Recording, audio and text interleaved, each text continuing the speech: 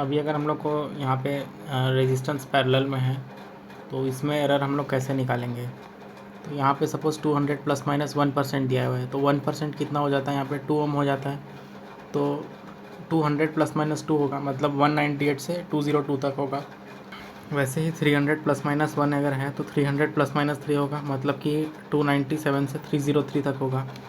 तो अभी हम लोग पहले ट्रू रेजिस्टेंस निकालेंगे। ट्रू रेजिस्टेंस कितना होगा, यहाँ पे होगा कि 200 इंटू 300 डिवाइड बाई 200 प्लस 300, ये होगा 120। और अभी हम लोग को जब मेजर्ड रेजिस्टेंस लेना है तो इधर हम लोग ये वाला पार्ट ले सकते हैं या फिर ये वाला पार्ट ले सकते हैं। तो हम लोग ये वाला पार्ट लेंगे, इतना इसको सॉल्व करेंगे। 202 इंटू 303 डिवाइड बाई 202 प्लस 303, 121.2 निकलेगा। अभी हम लोग परसेंटेज एरर निकालना है तो इसको हम लोग माइनस कर देंगे। 121 माइनस 2 माइनस 120 डिवाइड बाई 120, तो 1.2 डिवाइडेड बाई 12 निकलेगा। ये 1% हो गया। इसका ही सेकंड मेथड भी है। हम लोग क्या करेंगे कि ये जो परसेंटेज एरर था 1 और 1%, इसको ऐड कर देंगे तो हमको कितना मिलेगा, क्या बोलते हैं, 2%। या फिर यहाँ पर देखते हैं 200 डिवाइड बाई 200 प्लस 300 और 300 डिवाइड बाई 200 प्लस 300, दोनों में 1% यहाँ मल्टीप्लाई करना है तो हमको कितना मिलेगा, प्लस माइनस 1%। ये क्वेश्चन में देखते हैं 20 डिवाइडेड बाई 20 प्लस 10, ये कितना हो जाएगा, इतना। उसके बाद इसमें 3% मल्टीप्लाई कर देंगे। उसके बाद फिर 10 डिवाइडेड बाई 20 प्लस 10, ये वाला जो था इसमें 2%, तो 80/3 हमको मिलेगा। 8/3 प्लस माइनस 8/3%। अभी देखते हैं ग्रॉस एरर क्या होता है। ग्रॉस एरर है due to human mistake multiple reading. To eliminate this multiple reading is taken.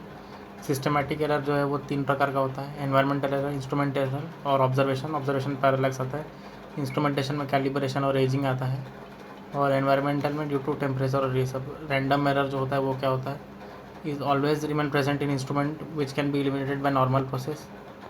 फिर ये होता है स्टैटिक एरर एनालिसिस, ये होता है एवरेज सबका ही है। फिर डेविएशन, मतलब एक एक का कितना डेविएशन है। स्टैंडर्ड डेविएशन का फॉर्मूला क्या है, d1 square plus d2 square plus d3 square divide by n। n मतलब नंबर ऑफ ऑब्जर्वेशन। उसके बाद फिर मीन ये था, डेविएशन ये था। सम ऑफ डेविएशन जो होता है वो 0 होता है। मीन डेविएशन भी देखते हैं, d1 प्लस d2 मॉड्यूलस सबका बाय n। स्टैंडर्ड डेविएशन क्या है, root over of d1 square plus d2 square. अगर लेस दैन 20 है तो यहाँ पे n-1 होगा, अगर ग्रेटर दैन 20 है तो बस यहाँ पे n होगा। वेरिएंस क्या होता है, variance is equal to standard deviation का whole square. If readings are इतना तो हमको स्टैंडर्ड डेविएशन निकालना है। स्टैंडर्ड डेविएशन यानी कि सबका ये समेशन डिवाइडेड बाय 8, तो ये हो गया x इज इक्वल टू 24। अभी x इज इक्वल टू 24 आया है तो हमको सबसे एक एक से मतलब माइनस करना है। 4 को मतलब 24 को जब 20 से माइनस करेंगे तो 4 का स्क्वायर, 24 को इससे माइनस करेंगे 2 का स्क्वायर, एंड सो ऑन। ऐसे करते करते 36/8 - 1 7, यहाँ पर इसका डिफरेंस निकाल के रखा है। फिर अनसर्टेनिटी एरर और फिर प्रोबेबली एरर या स्टैंडर्ड डेविएशन। तो ये जो अनसर्टेनिटी एरर है इसको हम लोग डायरेक्ट फार्मूला से एक क्वेश्चन से देखते हैं। पावर मेज़र करते हैं VA मेथड से। इसमें वोल्ट मीटर का रीडिंग कितना 200 और एमीटर का 10 है। The uncertainty error in voltage and current is plus minus 10 volt and plus minus 1 ampere. तो हमको अनसर्टेनिटी निकालना है। तो del P by del V ये कितना है, 10 हो जाएगा। P is equal to VI होता है, तो I का वैल्यू फिर इससे del P by del V निकलेगा। तो ये P is equal to VI से ही पहले करंट का वैल्यू निकाला है, और फिर वोल्टेज का भी P by is equal to V है। तो V का वैल्यू कितना है, 200 वोल्ट है। ये सब यहाँ पे दिया हुआ है, वोल्ट मीटर का रीडिंग और करंट का reading, del P by del V और ये सब। तो अभी WP निकालने से क्या होगा, del P by del V का होल स्क्वायर विच इज़ 10 का whole square into WV। WV कितना है, यहाँ पे वोल्टेज में अनसर्टेनिटी एरर था, ये 10 का स्क्वायर। फिर यहाँ पर del P by del I ये कितना है, यहाँ पे 200 है, 200 यहाँ पे लिख दिया, इंटू 1 का स्क्वायर यहाँ पे ऐसे। तो ऐसे करके ये सॉल्व होता है अनसर्टेनिटी एरर का। यहाँ पर भी फार्मूला वही है अनसर्टेनिटी एरर का। W1 का स्क्वायर और ये सब में यहाँ पे सपोज रेजिस्टेंस को मेज़र कर रहे हैं और यहाँ पर voltmeter and ammeter reading है। तो पहले हमको V is equal to I R देखते हैं। V by I is equal to R है। सबसे पहले ये क्या है, 200 वोल्ट है। 200 वोल्ट इज इक्वल टू, और यहाँ पर 10 एम्पियर है। तो यहाँ पर R is equal to voltage by current है। Del R by del V is equal to 1 by I. तो del R by del V is equal to 1 by I. 1 by I कितना है यहाँ पर, आई जो है वो है 10 एम्पियर, तो 0.1 हो गया। देन उसके बाद del R by del I, ये क्या होगा कि minus V by I square हो जाएगा। 200 बाय 10 का whole square is equal to -2। तो इसमें सब डालने से 0.1 का स्क्वायर इंटू 10 का स्क्वायर प्लस 2 का स्क्वायर इंटू 1 का स्क्वायर, ये √5 आंसर निकलेगा। तो यहाँ पे बेसिकली सबसे पहले फार्मूला बनाना रहेगा। मतलब कि अगर हम लोग R निकाल रहे हैं तो R का जो दोनों पे डिपेंडेंसी होगा वो उसका square, del R by del V और del R by del I, इस दोनों का स्क्वायर, और जो यहाँ पर अनसर्टेनिटी एरर है उनको हम लोग स्क्वायर करके मल्टीप्लाई कर देंगे। तो R is equal to voltage by current था, तो del R by del V तो 1 बाय आई हो गया, और del R by del I तो क्या हो गया, minus V by I square हो गया, तो ये -2 हो गया। उसके बाद फिर यहाँ पर भी ये दो रेजिस्टेंस है, इनका मतलब अनसर्टेनिटी इतना है, तो एक जगह तो 2 का स्क्वायर होगा, एक जगह 1 का स्क्वायर होगा। R equal is equal to R1 plus R2 है, तो फिर इन दोनों का डेरिवेटिव तो 1 और 1 ही होगा, क्योंकि एक तो कट जाएगा। तो इसका आंसर √5 निकलेगा आखिरी में। उसके बाद probable error is equal to 0.6745 into delta is standard division. Variance अगर 64 है तो हमको प्रोबेबल एरर निकालना है। तो variance is equal to standard division का स्क्वायर, ये क्या होगा, स्टैंडर्ड डिवीजन 8 निकल गया हमारा, ये इज इक्वल टू 8 है। अभी 8 को 0.6745 में मल्टीप्लाई करेंगे, हमको निकलेगा 5.3960।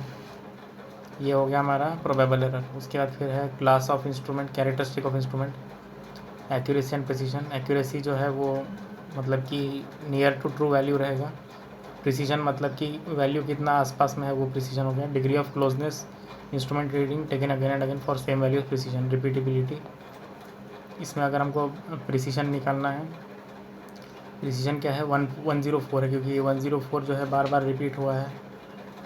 या फिर एवरेज निकालने के बाद हम लोग क्या करेंगे कि जो 103.6 है इसके सबसे नियरेस्ट कौन सा है, 104 है, तो ये इसका आंसर हो गया। देन प्रिसीजन इंडेक्स क्या होगा, 104 माइनस 103.66, 0.33। अभी सेंसिटिविटी एंड रिजोल्यूशन। सेंसिटिविटी क्या है कि defined as the ratio of change in output to the input. Sensitivity ये हो गया आउटपुट बाय इनपुट। रिजोल्यूशन क्या है, smallest change in the input then can be measured by instrument is called resolution. It is a desired quantity, मतलब कि छोटे से छोटे चेंज पे वो रिस्पॉन्ड कर जाए, ये इसका रिजोल्यूशन होता है। रिप्रोड्यूसिबिलिटी एंड ड्रिफ्ट मतलब क्या है, चेंज। तो perfect reproducible system means no drift. Reproducibility is a desired quantity, पर ड्रिफ्ट जो है वो अनडिजायर्ड क्वांटिटी है। अगर ये मेजर्ड है और ये डिजायर्ड है, यहाँ पे ज़ीरो ड्रिफ्ट पहले समझते हैं। Zero drift occurs when the output reading shift from instrumental reading by constant amount. तो यहाँ पर क्या है कि ये कांस्टेंट अमाउंट से उठ गया है मेजर्ड वाला डिजायर्ड से, तो इसको ज़ीरो ड्रिफ्ट बोलेंगे। उसके बाद फिर आता है यहाँ पर सेंसिटिविटी ड्रिफ्ट। सेंसिटिविटी ड्रिफ्ट अभी देखते हैं। सेंसिटिविटी ड्रिफ्ट में क्या हो रहा है कि स्लोप स्टीप हो जा रहा है, मोर सेंसिटिव। ये सब किससे होता है, temperature change, power supply, voltage variation, ये सब की वजह से। Sensitivity drift occur when the slope of an instrumental curve changes. Slope ही चेंज हो जाएगा यहाँ पे। उसके बाद है ये जोनल ड्रिफ्ट। जोनल ड्रिफ्ट में क्या होता है कि combination of zero and sensitivity drift, मतलब ऐसे और ऐसे दोनों का कॉम्बिनेशन। डेड टाइम क्या होता है, डेड टाइम आउटपुट और टाइम के बीच में होता है। It is the time for which the instrument gives no response, मतलब इतना टाइम के लिए कोई भी रिस्पॉन्स नहीं आ रहा है, ये हो गया, ये अनडिजायर्ड है। फिर डेड जोन क्या होता है, डेड जोन जो है आउटपुट और इनपुट के बीच में होता है, तो इतना टाइम के लिए कोई भी आउटपुट नहीं आ रहा है, ये भी अनडिज़ायर्ड क्वांटिटी है। फिर थ्रेशोल्ड भी अनडिज़ायर्ड क्वांटिटी, हिस्टेरिसिस भी अनडिज़ायर्ड है, नॉन लीनियरिटी भी अनडिज़ायर्ड है, लीनियरिटी डिज़ायर्ड है। अभी देखते हैं CRO कैथोड रे, CRO के अंदर कैथोड रे ट्यूब होता है, ये हार्ट ऑफ CRO है। इसका पार्ट है इलेक्ट्रॉन गन, डिफ्लेक्टिंग प्लेट और स्क्रीन ऑफ CRO। तो यहाँ पर ये कैथोड है, ये हीटिंग एलिमेंट है, इससे इलेक्ट्रॉन निकलता है, इस पर कोटिंग होता है बेरियम ऑक्साइड या स्ट्रोंशियम ऑक्साइड का। यहाँ पर कंट्रोल ग्रिड होता है और ये बीच में क्या होता है, pre and post accelerating anode, ये जो होता है फोकसिंग एनोड होता है। फिर नॉन मूविंग साइड में किसका एल्यूमिनियम का कोटिंग होता है। तो ये डायग्राम में अच्छे से देखते हैं। सबसे पहले आता है प्री एक्सेलरेटिंग एनोड, फिर आता है फोकसिंग एनोड, ये बीच में रहता है, और लास्ट में होता है एक्सेलरेटिंग एनोड। फिर वर्टिकल डिफ्लेक्टिंग प्लेट्स, ये ऊपर में लगा होता है। डिफ्लेक्टिंग वाला जो होता है वो ऐसे, हॉरिजॉन्टल वाले जो होते हैं वो मतलब कि वो डिफ्लेक्ट हॉरिजॉन्टली करेगा, तो इसीलिए वो रहते वर्टिकल है, ताकि वो मतलब उसका मैग्नीट्यूड चेंज करके वो ऐसे आगे पीछे करा पाए। मतलब कि हॉरिजॉन्टल वाले जो रहते हैं वो प्लेट ऐसे रहते हैं, पर वो डिफ्लेक्ट जो है वो ऐसे कराते हैं। वर्टिकल वाला प्लेट जो होता है वो ऐसे रहता है। ठीक है, तो ऐसे करके समझते हैं इसको। फिर इलेक्ट्रॉन गन में heating element, cathode, control grid, pre and post accelerating और फोकसिंग। तो फोकसिंग वाला बीच में हो गया, प्री एंड पोस्ट वाला यहाँ पर है, इनका अपना अपना जगह है। Heating element, heat up the cathode cylindrical shape, इसमें बेरियम ऑक्साइड और स्ट्रोंशियम ऑक्साइड का होता है, to have high emission at moderate temperature. CRT is also known as heating of CRO। अभी देखते हैं control grid. It is use to control the intensity of the fast moving electron. Control grid यहाँ पे लगा हुआ रहता है। तो कंट्रोल ग्रिड जो होता है जस्ट आफ्टर द कैथोड लगा हुआ रहता है, और उसके बाद ही वो मतलब प्री पोस्ट और ये सब focusing anode, vertical deflection plate, ये सब लगा हुआ रहता है। तो कंट्रोल ग्रिड उसको पहले ही मिल जाता है।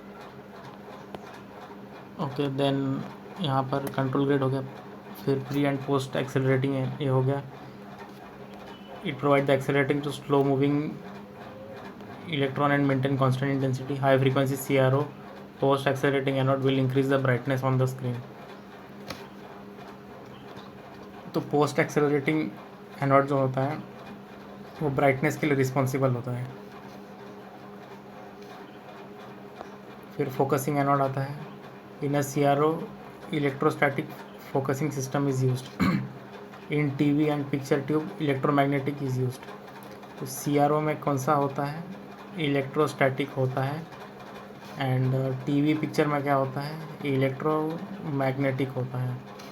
फिर डिफ्लेक्टिंग प्लेट हॉरिजॉन्टल और वर्टिकल दो वाले होते हैं। वर्टिकल वाला जो था मतलब कि वो ऊपर में ऐसे लगा होगा हॉरिजॉन्टली, और जो हॉरिजॉन्टल डिफ्लेक्शन प्लेट होगा वो ऐसे लगा होगा।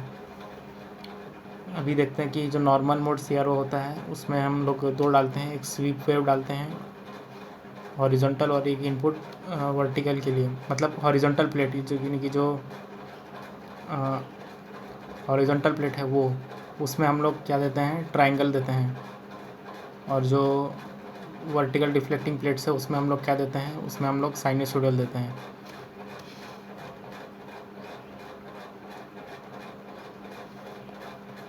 स्वीप वेव कहाँ से लाते हैं हम लोग, फंक्शन जनरेटर से। In normal mode operation of sweep wave generator it is given in the deflecting plate, but the input signal is given to the vertical deflecting plate. यानी कि इनपुट सिग्नल जो कहाँ पे आएगा, वो आएगा यहाँ पे वर्टिकल डिफ्लेक्टिंग प्लेट में। वर्टिकल डिफ्लेक्टिंग प्लेट में ये हम लोग देंगे, और जो हॉरिजॉन्टल डिफ्लेक्टिंग प्लेट है इसमें हम लोग क्या देंगे, ट्रायंगुलर स्वीप वेव देंगे। ये देखते हैं dual mode CRO। In this CRO we will not connect the output of sweep wave to horizontal, मतलब हॉरिजॉन्टल में हम लोग स्वीप वेव नहीं देंगे। X input signal is given to horizontal, Y input signal is given to vertical plate. मतलब यहाँ पे दो साइनसॉइडल वेव का हम ये करेंगे। उसके बाद है dual trace CRO। Frequency sweep is equal to 1/2 dual trace CRO। और इसमें मतलब क्या होगा कि जो हॉरिजॉन्टल होगा उसमें तो ट्रायंगुलर वेव देंगे, लेकिन जो उसका वर्टिकल प्लेट होगा वो मक्स में हम लोग 2 सिग्नल को देंगे और उसके बाद वो वर्टिकल में जाएगा। इससे क्या होगा कि लिसाजस पैटर्न बनेगा on the output screen in a dual trace CRO। ये जो ये किसका था, डुअल ट्रेस, मतलब कि 2 ऐसे सिग्नल होंगे, वो मक्स में जाएगा एंड देन वो वर्टिकल में जाएगा। CRO sweep wave is given to output of sweep wave generator is given to horizontal, मतलब हॉरिजॉन्टल वाले में तो ट्रायंगुलर वाला ही आएगा। And X and Y input of the signal is first given to mux and then output of the mux is given to vertical deflecting system, but the frequency of the input signal should be equal to half of the sweep wave. मतलब कि जो input signal जा रहा है इसका जो frequency होगा वो क्या होगा, हाफ द स्वीप वेव होगा, स्वीप वेव का फ्रीक्वेंसी।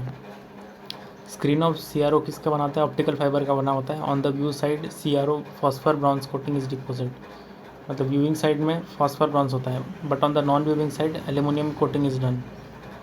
एक्वाडॉक जो होता है, aqueous solution of graphite which collect secondary electron and reflect them back to the showing screen. तो CRO में हम लोग कैसे कैसे मेज़र कर सकते हैं, we can measure voltage, measure कर सकते हैं time, phase angle, frequency directly using CRO। We can also measure current indirectly using CRO, current भी मेज़र कर सकते हैं। तो फ्रीक्वेंसी मेज़रमेंट कैसे करते हैं, FY/FX। यहाँ पर FY क्या है, horizontal tangent of Lissajous pattern.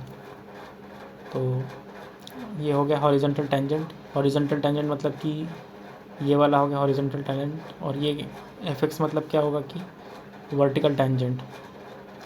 तो हम लोग को पता है कि इसको हम लोग इसको हम लोग Y बोलते हैं, इसको X बोलते हैं। तो अगर यहाँ पे Y है तो ये वर्टिकल है, वर्टिकल का अपोजिट हमको हॉरिजॉन्टल लेना है, समझ लीजिए, ऐसे करके याद करना है। पहले तो FY आएगा, फिर X आएगा।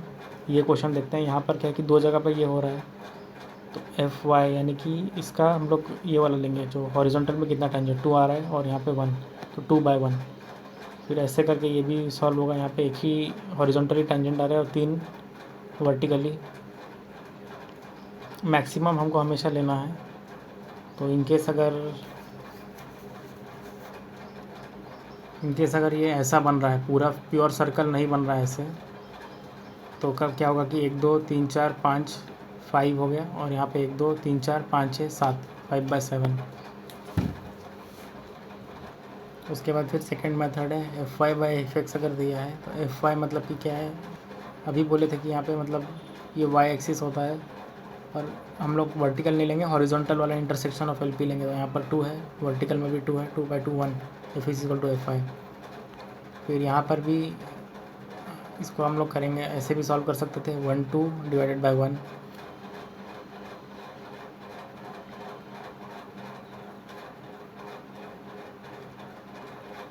तो यहाँ पर अगर हम लोग बीच में से ये लिसाजस पैटर्न अगर गिनेंगे 1 2 3 4 4/2, तो ये ऐसे भी निकल सकता है। फिर ये अगर ऐसा टाइप का है तो इसके भी बीच में से हम ये करेंगे, तो यहाँ पर 1 2 3 जगह पे इंटरसेक्ट हो गया, डिवाइड बाई 2 3/2। फिर अगर एक्सेप्शन में ये सब केसेस आता है, अगर स्टार है तो स्टार में क्या करेंगे कि FY तो यहाँ पे 1 होगा, डिवाइडेड बाई 1 2 3 4 5 यहाँ पे कॉर्नर पॉइंट है वो। फिर यहाँ पर भी क्या करना है कि 1 2 3 स्पेसेस यहाँ पर 3 है तो 1/3 कर देंगे। In a CRO screen the horizontal figure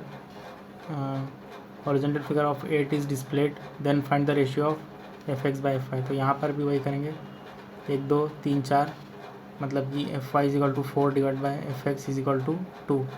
इसको जब सॉल्व करेंगे तो 2/1। तो इसी में अगर कोई FY या FX का फ्रीक्वेंसी दे देगा तो उससे हम सॉल्व कर लेंगे। अभी देखते हैं phase angle measurement by using CRO। तो ये है हॉरिजॉन्टल प्लेट का, मतलब कि हॉरिजॉन्टल इनपुट प्लेट, मतलब यहाँ पर ये सिग्नल जा रहा है, और वर्टिकल प्लेट जो है उसमें ये वाला दे रहे हैं। तो फाई यहाँ पर क्या है, फेज़ डिफरेंस हो गया। तो केस 1 अगर फाई अगर 0 है तो क्या होगा कि स्ट्रेट लाइन बनेगा, मतलब कोई फेज़ डिफरेंस ही नहीं है दोनों के बीच में, तो ये straight line YT is equal to XT। Then अगर 90 डिग्री का डिफरेंस है तो क्या बनेगा कि यहाँ पे सर्कल बन जाएगा 90 डिग्री होने से। क्योंकि सर्कल का इक्वेशन क्या होता है, X square plus Y square equal to A square, sine omega T square plus cos omega T square, वो तो 1 हो गया। अगर ये 180 हो गया, फाइव इक्वल टू 180, यहाँ पे 180 है, तो ये ऐसे करके स्ट्रेट लाइन बनेगा। उसके बाद फिर पूरा एक बार देख लेते हैं। फाइव इज इक्वल टू 0 और 360 है, तो ये क्या बनेगा कि स्ट्रेट लाइन बनेगा 0 या 360 होने से, क्योंकि फेस डिफरेंस नहीं है। फिर 0 से 90 के बीच में अगर कुछ रह गया तो ये क्या बनेगा कि ऐसे क्या बोलते हैं, क्लॉकवाइज में ये ऐसे सर्कल में बनेगा।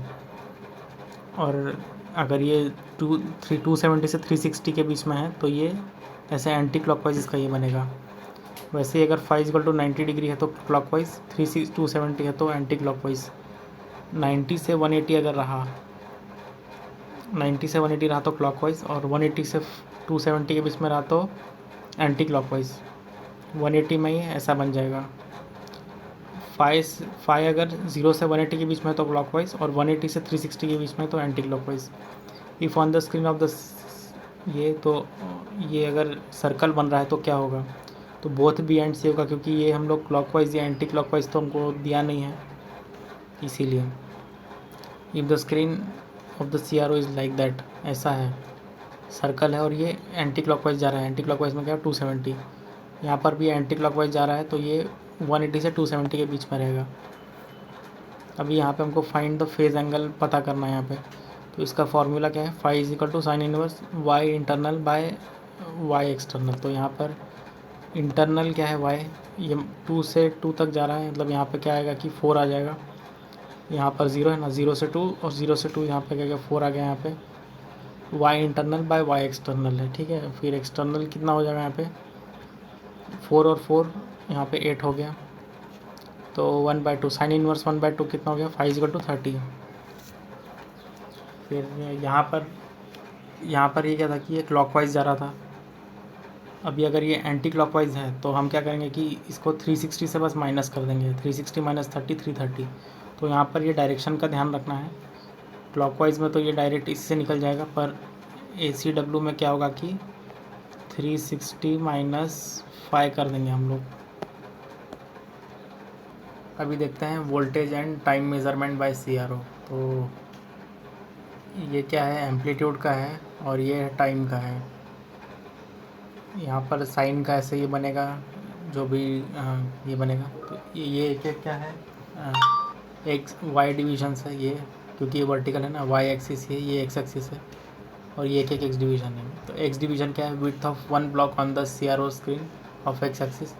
वाई डिवीजन वाई का एक एक्सिस है। टाइम ऑन द स्क्रीन क्या होता है, तो number of X divisions into X division, total amplitude कितना हो सकता है, वाई डिवीजन का 1 into number of Y divisions.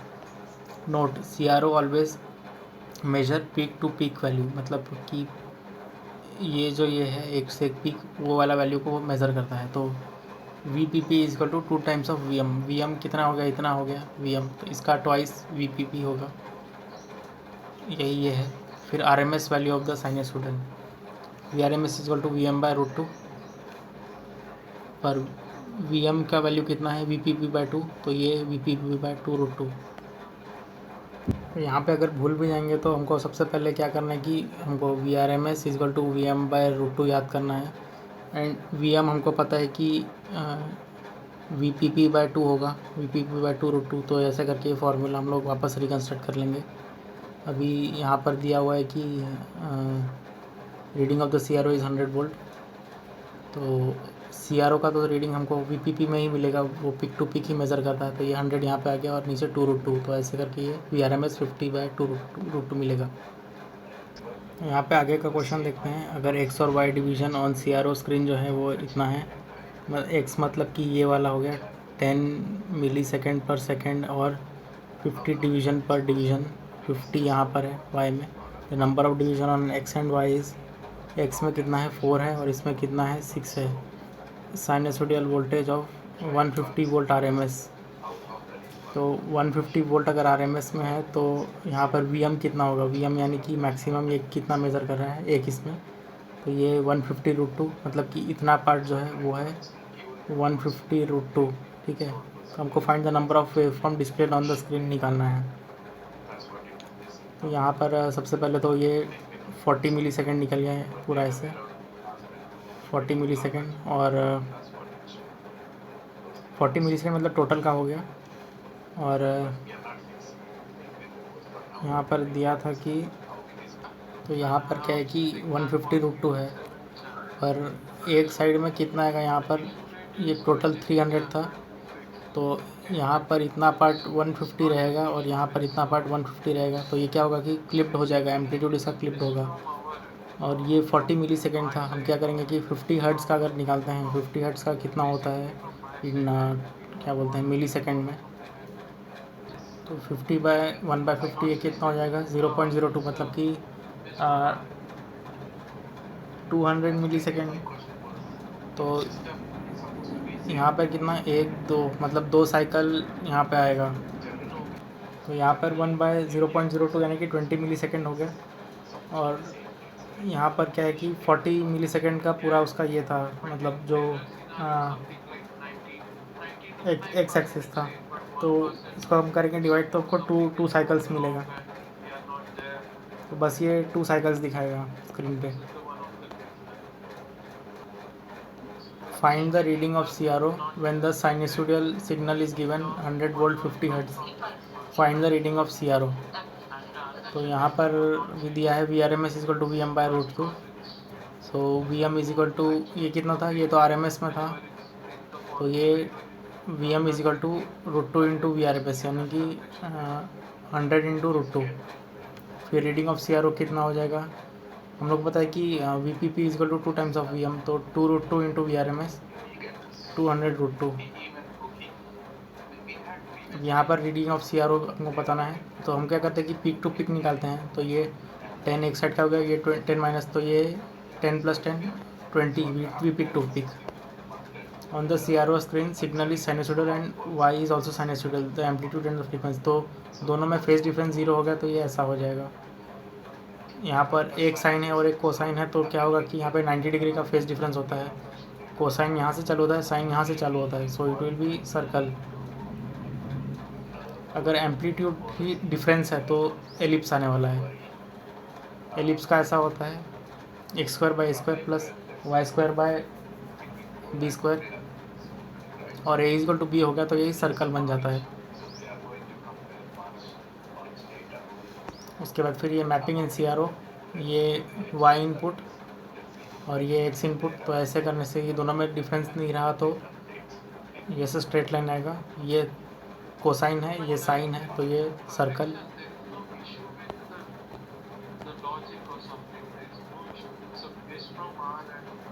फिर x इनपुट अगर साइनसोइडल है और y इनपुट स्ट्रेट लाइन है यानी कि वर्टिकल लाइन है, तो ये ऐसा आएगा।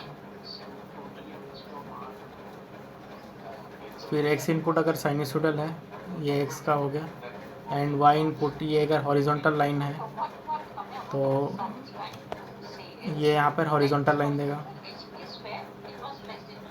तो पॉइंट यहाँ पर आ रहा है, पर पॉइंट कब आ रहा है, जबकि y इनपुट जो है वो स्ट्रेट लाइन है, और ये ऐसा स्ट्रेट लाइन मतलब यहाँ पर है, मतलब ऐसा स्ट्रेट लाइन है, तो ये क्या करेगा कि पॉइंट देगा when x is sinusoidal and y is straight line। और बैंडविड्थ और राइज टाइम के बीच में रिलेशन है, बैंडविड्थ इज इक्वल टू 0.35/राइज टाइम। अभी देखते हैं इलेक्ट्रोस्टैटिक डिफ्लेक्शन, तो यहाँ पर ये 2 प्लेट्स है पैरेलल, दोनों के बीच का डिस्टेंस क्या है d, इन दोनों में पोटेंशियल VD अप्लाई कर रहे हैं। LD is the length of one plate and D is the electrostatic deflection on the screen. Capital L जो है वो distance between the screen and the CRO के बीच में है। इलेक्ट्रोस्टैटिक डिफ्लेक्शन का फॉर्मूला क्या होगा, D is equal to L into LD, तो ये L और ये L मतलब जो दो मतलब length of the plates and the length of the screen and the CRO, ये दोनों तो साथ में ही रहेगा, divided by 2 into VA into D, VD मतलब ये जो है इंटू D मतलब क्या है, इन दोनों के पैरेलल प्लेट्स के बीच का डिस्टेंस, इंटू VD क्या है, voltage at deflection plates vertical. V A is the accelerating potential. तो यहाँ पर वी डी जो है वो डिफ्लेक्टिंग प्लेट्स के अक्रॉस है, और एक्सेलरेटिंग पोटेंशियल है the voltage use to speed up the electron before reaching any plates.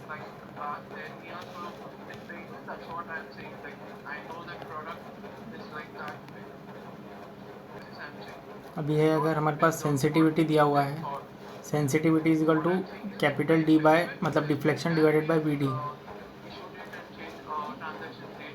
We D जो कि डिफ्लेक्टिंग प्लेट्स पे हम लोग लगा रहे थे, वर्टिकल डिफ्लेक्टिंग प्लेट्स पे जो लगा रहे थे हम लोग, मतलब इस वाले प्लेट में।